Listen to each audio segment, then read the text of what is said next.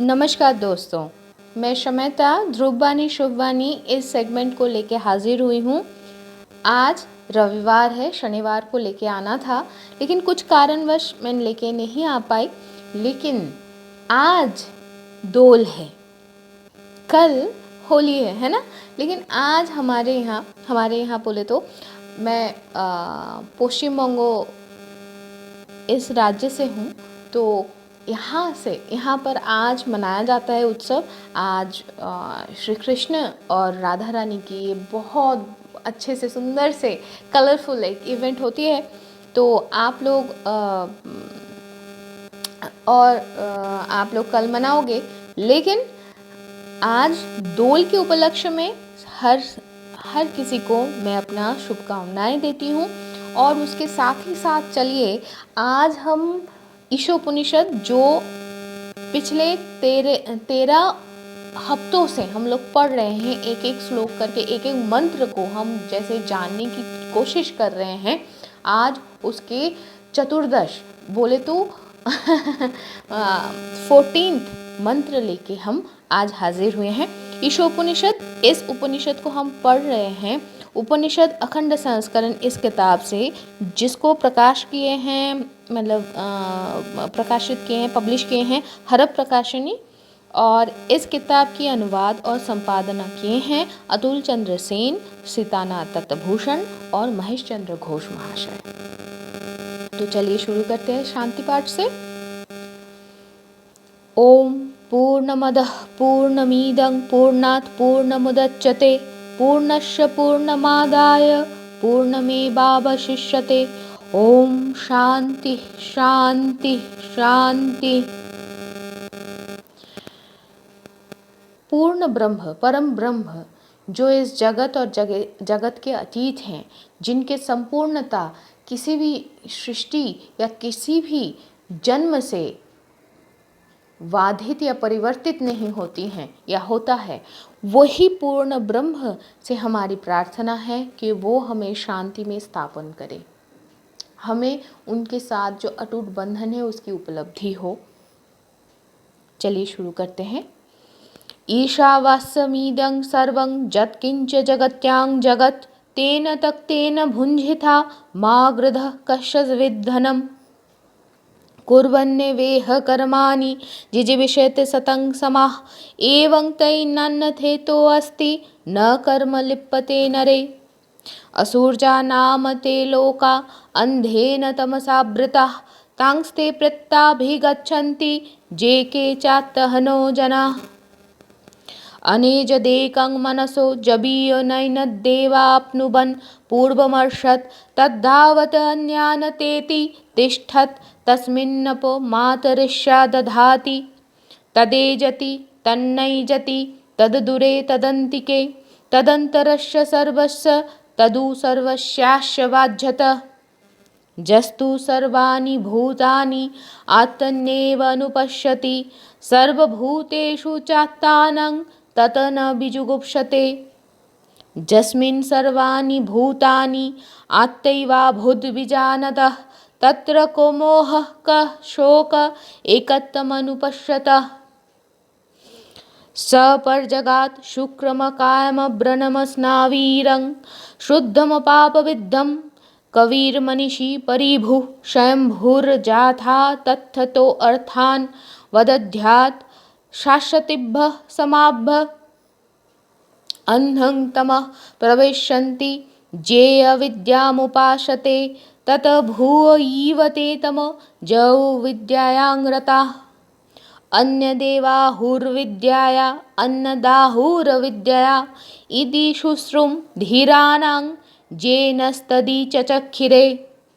विद्यां च विद्यां च यस्तद्वेदो भयं सः अविद्यया मृत्युं तीर्त्वा विद्यया अमृतमश्नुते।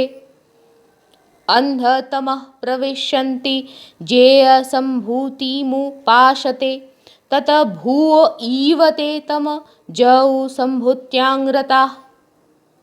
अन्यदेवाहुः संभवादन्य क्षमा करना अन्यदेवाहुः संभवादन्य दाहुर संभवात इति शुश्रुम धीरानां जेनस्तदीचचक्षिरे।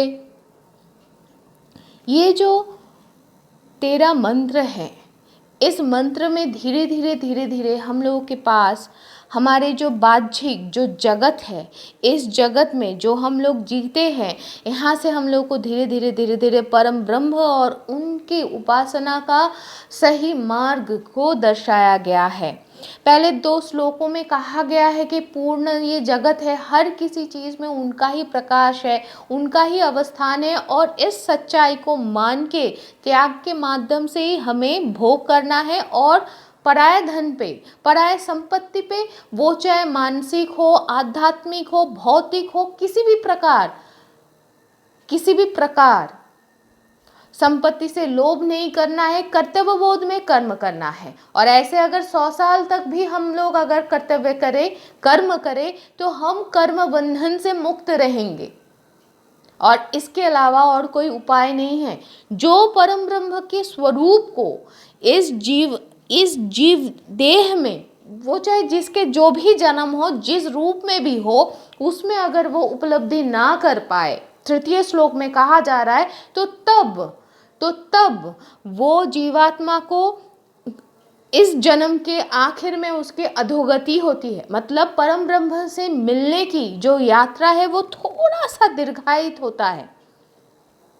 फिर परम ब्रह्म के स्वरूप को हमारे पास लेके आए हैं 4th और 5th मंत्र में, जिस मंत्र में बहुत सुंदर तरीके से कहा गया है कि ब्रह्म एक को गतिहीन होकर भी मन से अधिकतर वेगवान देवता या इंद्र से इनको प्राप्त नहीं किया जा सकता, क्योंकि ये सबसे पहले हैं, यही सबसे पहले हैं। और जहाँ पर भी हम जाएं, जहाँ पर भी हम पहुँचना चाहें, वो सबसे पहले वहाँ पर ही है, उससे भी पहले वही है। और ये जो ब्रह्म या आत्मा है, बाकी सारे शक्तियों से वो सबसे द्रुतगामी और शक्तिशाली हैं। और इन ब्रह्म में ही प्रतिष्ठित होके प्राण शक्ति, जिसको मातरिश्या 4th श्लोक में कहा गया है, वो हर जगत के हर कोई शक्ति को धारण करती हैं। अर्थात ब्रह्म में प्राण शक्ति, प्राण ऊर्जा अवस्थित होकर सारे ऊर्जाओं को, सारे शक्तियों को धारण करती हैं। 5th श्लोक मुझे सबसे अच्छा प्यारा लगता है, सबसे अच्छा वाला कविता लगती है मुझे। इसमें कहा गया है कि वो चलते हैं, वो चलते नहीं हैं, वो दूर में है, वो पास में भी है, वो सबके अंदर है और वो सबके बाहर भी है। फिर 6वें और 7वें मंत्र से कहा जा रहा है कि जो उपलब्धि कर पाता है तो वो किस स्थिति में होते हैं। तो चलिए देखते हैं। जो ब्रह्म से लेकर तृण तक, अर्थात घास तक, समस्त भूत को अपने आत्मा में ही दर्शन करते हैं, अर्थात आत्मा के अतिरिक्त या आत्मा से पृथक और कुछ नहीं देखते हैं, एवं समस्त भूत में अपने आप को ही, अपने आपके आत्मा को ही दर्शन करते हैं।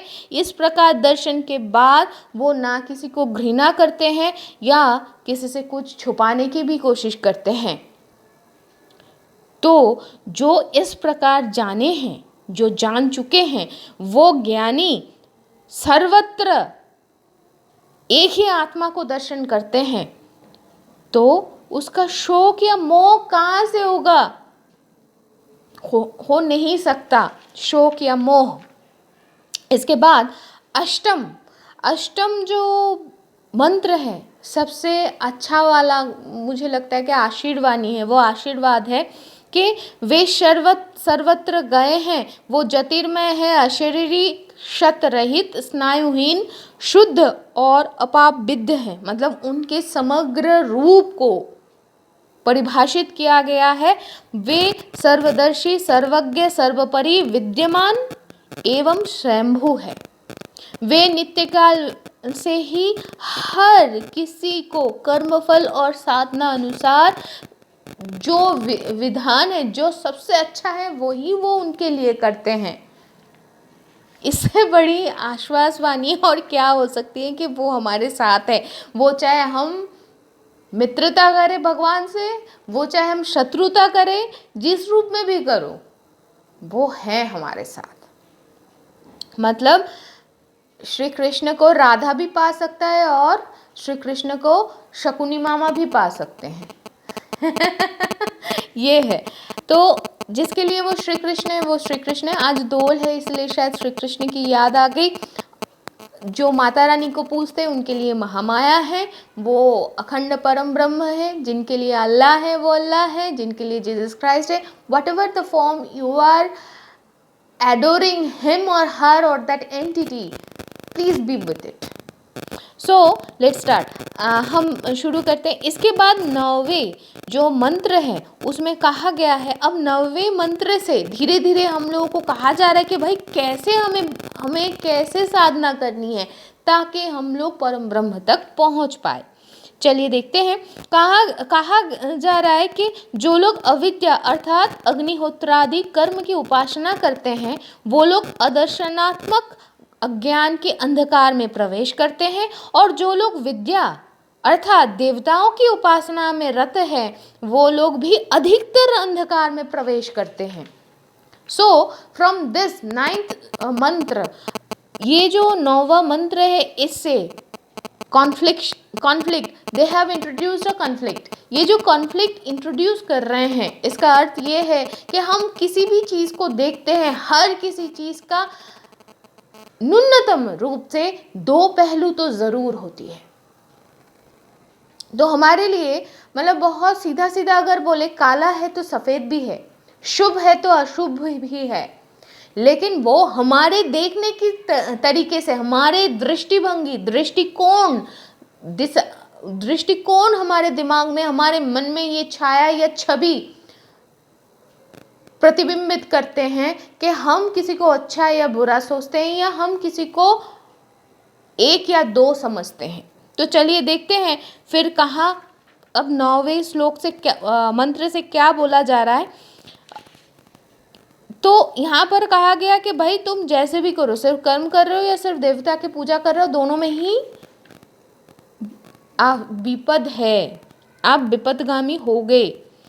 तो फिर क्या कहा जा रहा है कि जो सकल विद्वान व्यक्ति ये विद्या और अविद्या के विषय हमारे पास व्याख्या किए हैं, उनसे ही हमें सुनने को मिला है कि विद्या का फल पृथक और अविद्या का फल भी पृथक होता है, जब हम अलग अलग करके उसको अनुशीलन करते हैं।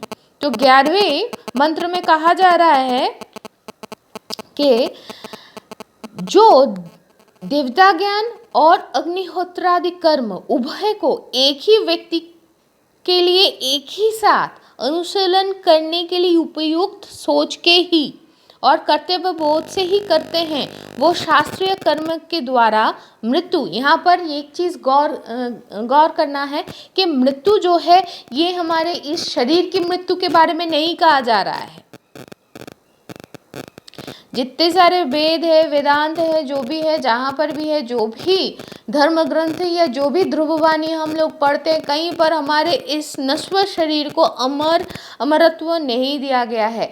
दो in present scenario, in present biological science, they are researching about to prolong our lifespan, but still nobody at all has given us any assurance that this life form is going to be immortal. क्यों? क्योंकि जो भी कण है, पूरे ब्रह्मांड decay होता है, तो हम कौन सी खेत की मूली हैं कि हमारे इस स्ट्रक्चर, इस कॉन्फॉर्मेशन, ये कॉन्फॉर्मेशन स्टेबल हो जाएगा, है ना। तो चलिए देखते हैं क्या कहा गया है। 11वें मंत्र में कहा जा रहा है कि जो इन दोनों को, मतलब देवता ज्ञान में पूजा और उसके साथ साथ अग्निहोत्रादि कर्म, दोनों को एक ही साथ ही अनुष्ठेय कर्म ये सोच के, ये उपासना सोच के अगर करता है तो वो शास्त्रीय कर्म के द्वारा मृत्यु अर्थात अज्ञानी की जो अविशुद्ध कर्म है उसको अतिक्रम करके देवत्व ज्ञान द्वारा अमृतत्व अर्थात देवात्म भाव लाभ करते हैं। अर्थ जो मोहवश जो कर्म करते हैं एक उदाहरण, थोड़ी देर पहले मैं पोटैटो चिप्स खा रही थी, वो मोह बस था क्योंकि मुझे पसंद है। तो वो कर्म से जब हम लोग अपने आप को आगे बढ़ा सकते हैं, तो इसी अनुशीलन द्वारा हम तब कर्तव्य बोध से हम कर्म करते हैं। तो और थोड़ा आगे आ जाते हैं। इसके बाद कहा जा रहा है द्वादश मंत्र में, जो लोग संभूति यानी कि अव्यक्त प्रकृति की उपासना करते हैं, वे लोग दृष्टिहीन अंधकार में प्रवेश करते हैं। अर्थात अब यहाँ पर पहले हमें दिखाया गया भाई कर्म छोड़ के पूजा नहीं करना है और पूजा छोड़ के कर्म नहीं करना है। अब जो पूजा है उस पूजा का भी दो पहलुएं हैं। उन पहलुओं को द्वादश मंत्र से हम लोगों को धीरे धीरे व्याख्या किया जा रहा है। क्या बोल रहे हैं कि जो लोग असंभूति या अव्यक्त प्रकृति की उपासना करते हैं वे लोग दृष्टिहीन अंधकार में प्रवेश करते हैं, और जो लोग केवल मात्र संभूति अर्थात प्रकृति से जन्मा हिरण्यगर्भ या कार्य ब्रह्म के उपासना करते हैं, वो लोग उससे भी ज़्यादा अधिकतर अंधकार में लोक में गमन करते हैं। मतलब आप चाहे निराकार ब्रह्म का उपासना करो या मूर्ति में उपासना करो या किसी एक प्रकार शक्ति का रूप को आप उपासना करो, आखिरकार आपका प्रॉब्लम, आप तो गड्ढे में गिरोगे ही। तो चलिए देखते हैं गड्ढे में कैसे ना गिरा जाए। तो 13वां जो मंत्र था वहाँ पर कहा जा रहा है कि पंडित लोग कहते हैं कि संभूति और असंभूति के उपासना से, मतलब अलग अलग उपासना से पृथक पृथक फल लाभ होता है, और लेकिन जो सकल धीमान व्यक्ति हैं वो हम लोगों को ये कह के गए हैं कि ये सारे कह के गए हैं। अब क्या उसका इफेक्ट क्या है? हाँ, दोनों अलग अलग करेंगे तो खड्डे में तो गिरेंगे, तो भाई इसके बाद क्या है, तो चलिए देखते हैं। तो हम अगले चतुर्दश मंत्र में चलते हैं। संभूतिंच विनाशंच जसदेदो भयं सह विनाशेन मृत्युं तीर्त्वा संभूत्या अमृतमश्नुते। अर्थात देखते हैं, जो संभूति अर्थात मूल प्रकृति एवं विनाश अर्थात हिरण्यगर्भादि उभय को एक ही साथ जान के पूजते हैं, वे विनाश द्वारा अर्थात हिरण्यगर्भादि जो उपासना है उसके द्वारा मृत्यु को, फिर से हम बोल रहे हैं मृत्यु बोले तो जीवात्मा का जीव शरीर देह का मृत्यु नहीं कहा जा रहा है, अज्ञान कर्म या जो भी नेगेटिव नहीं बोलेंगे, जो भी हमें मोह में डालने चाह रहे हैं, जो हमारे स्थूल देह के साथ जुड़ा हुआ है, जो उसको अतिक्रम करके असंभूति द्वारा अर्थात मूल प्रकृति के उपासना द्वारा अमृत अर्थात प्रकृति में ही लय प्राप्त होते हैं। अमृतत्व मतलब when we get unified with the whole dimension, with every dimension which we can perceive and which we can't, but still they are the dimensions of this nature. It may be for us this three-dimensional nature, it may be multi-dimensional or multiverse nature, but it gets us in a unified state. तो ये जो था इससे हमें ये तो पता चलता है कि ये दोनों से हमें इतना तो पता चलता है कि जैसे भी हो, अगर कोई मूर्ति पूजा से भी शुरू करता है तब भी उसको निराकार ब्रह्म तक पहुंचना है। निराकार ब्रह्म नहीं, हमें ब्रह्म तक पहुंचना है। मूर्ति मतलब काया और कायाहीन दोनों में से कोई बड़ा नहीं है, कोई छोटा नहीं है, और दोनों ही अपूर्ण है। इसी बोध को हमारे पास दिया गया है, और इसके साथ ही साथ उपासना और कर्म दोनों अलग अलग तरीके से दोनों असंपूर्ण हैं। दोनों एक से दूसरा एक मतलब एक कर रहे हैं दूसरा नहीं, तो ये हम लोग को असंपूर्ण और ये हमारे अग्रगति को क्षीण करते हैं, हीन करते हैं। तो यही था चतुर्दशतम श्लोक का मंत्र का जिस्ट। तो चलिए हम आगे बढ़ते हैं और आगे बढ़ के हम कहाँ पहुँचेंगे, बच्चों की कहानी की तरफ, क्योंकि भगवान की उपासना तो ज़रूर चाहिए, परम ब्रह्म की उपासना, लेकिन उसके साथ साथ थोड़ा बहुत कर्म ज़रूरी है ना, जो कर्म हर किसी के होठों में थोड़ा सा मुस्कान लाए। तो इसी आशा से दोल का सबको शुभेच्छा मैं देती हूँ, और आप सारे लोग, आशा करूँगी कि ये जो ध्रुव वाणी शुभ वाणी है, ये आप लोग के जीवन में सच में ध्रुव वाणी और शुभ वाणी, शुभता का प्रचार और प्रसार कर पा रहे हैं। आप सारे लोग स्वस्थ रहिए और खुश रहिए। तो थोड़ी देर में फिर से मिलते हैं रूप कथाओं के सेगमेंट में। तब तक के लिए क्षमता को इजाज़त दीजिए। शुभमस्तु।